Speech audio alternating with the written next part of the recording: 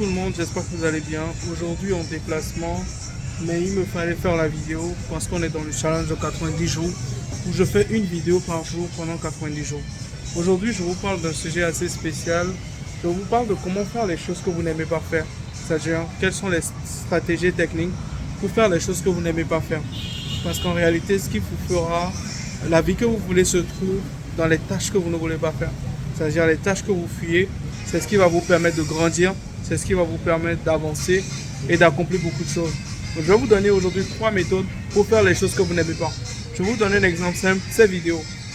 Le problème, c'est pas que je n'aime pas faire les vidéos là, mais le problème, c'est que généralement, je suis en déplacement et en fait, pour la plupart du temps, je me trouve dans des situations qui ne me permettent pas de faire des vidéos comme ce soir, où je suis dehors.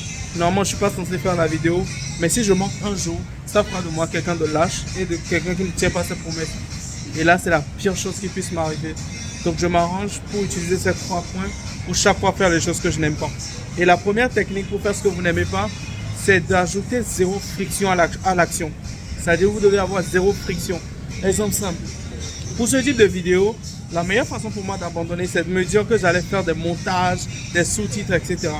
Parce que les sous-titres et les montages, ça va me prendre minimum 1 à 2 heures de mon temps. Ce qui va faire que peut-être je vais commencer les 2 premiers jours et peut-être le 3e jour, je vais abandonner. Et ça, c'est un gros piège quand vous voulez faire les choses. Alors que généralement, les gens s'en foutent que vos vidéos soient montées ou pas. Le plus important, c'est qu'ils entendent ce que vous avez à dire.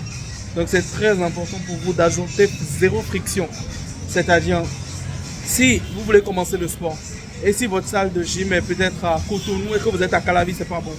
Si vous voulez commencer, faites en sorte que votre salle de gym soit à 2 pas de vous. C'est-à-dire, vous sortez, vous êtes directement dans votre salle de gym. Ou peut-être vous avez envie de travailler.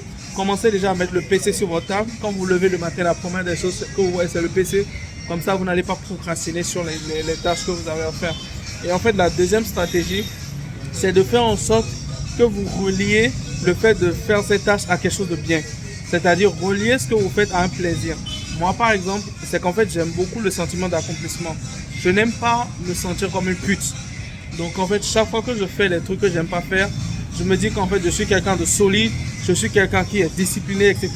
Donc, relier un peu cette chose difficile à quelque chose de bien dans votre vie. Et la troisième méthode, c'est récompensez-vous. C'est-à-dire quand vous faites les choses chaque jour, récompensez-vous. Moi, aujourd'hui, le fait de faire cette vidéo, je vais la rattacher à une récompense que je vais m'offrir. Et donc, chaque fois que je vais penser à cette récompense, je vais vouloir faire la chose difficile que je n'arrive pas à faire. Donc, les amis, appliquez ça et dites-moi si ça vous aide à faire les choses que vous n'aimez pas faire. Et on se retrouve demain dans la vidéo demain. A plus.